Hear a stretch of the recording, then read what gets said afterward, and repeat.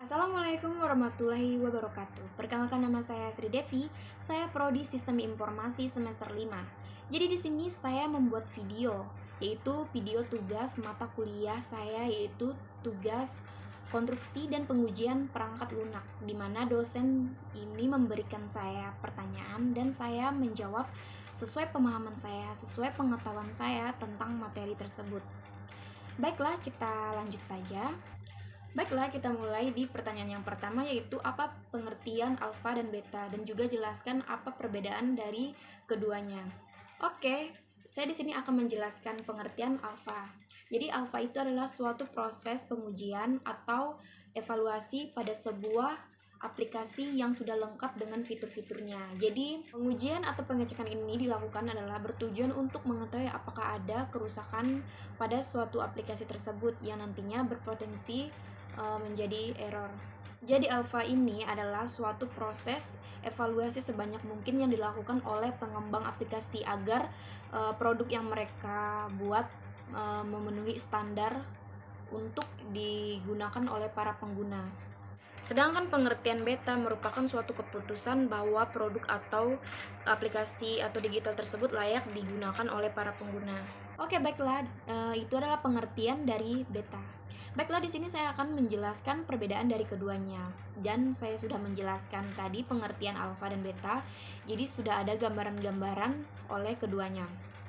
Oke, perbedaan alfa dan beta. Alfa adalah evaluasi atau sebuah pengecekan atau pengujian yang dilakukan pada sebuah aplikasi sebelum distribusikan kepada para pengguna atau sampai di tangan para pengguna. Sedangkan beta adalah suatu keputusan layaknya produk atau aplikasi tersebut digunakan oleh para pengguna atau sudah boleh distribusikan di tangan para pengguna. Oke, baiklah, itu adalah perbedaan dari keduanya. Itu saya sudah menjelaskan pertanyaan yang pertama, yang dimana pengertian alfa dan beta, dan juga perbedaan dari keduanya. Jadi di sini saya menjelaskan apa pemahaman yang saya peroleh, yang saya ketahui tentang alfa dan beta. Baiklah, lanjut pada pertanyaan yang kedua adalah pengertian usability testing.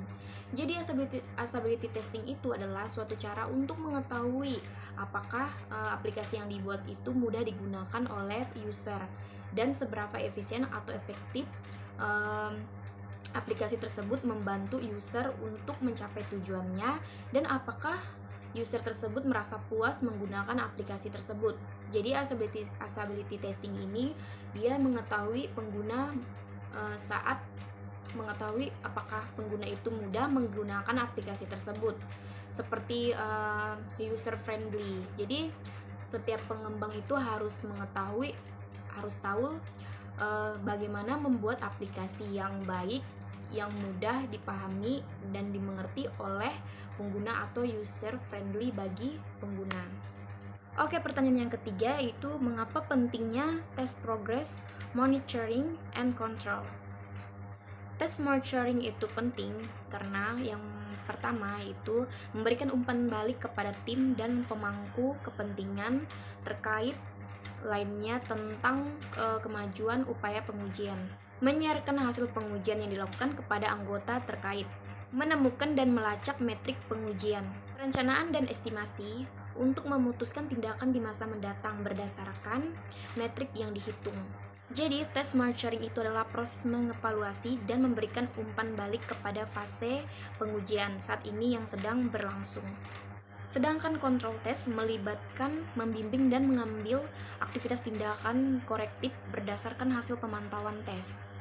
Contoh control test meliputi yang pertama memprioritaskan upaya pengujian, meninjau kembali jadwal dan tanggal tes, mengatur ulang pengujian lingkungan, dan memprioritaskan kembali kasus atau kondisi uji. Jadi mengapa itulah pentingnya test progress monitoring and control itu pada suatu kegiatan proyek.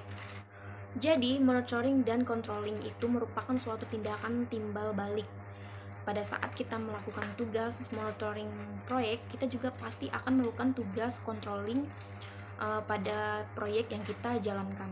Oke, sekian dari penjelasan saya tentang pemahaman-pemahaman yang saya peroleh dari materi yang saya jelaskan tadi. Semoga bermanfaat bagi kalian semua. Jika ada kesalahan, mohon dimaafkan. Wassalamualaikum warahmatullahi wabarakatuh.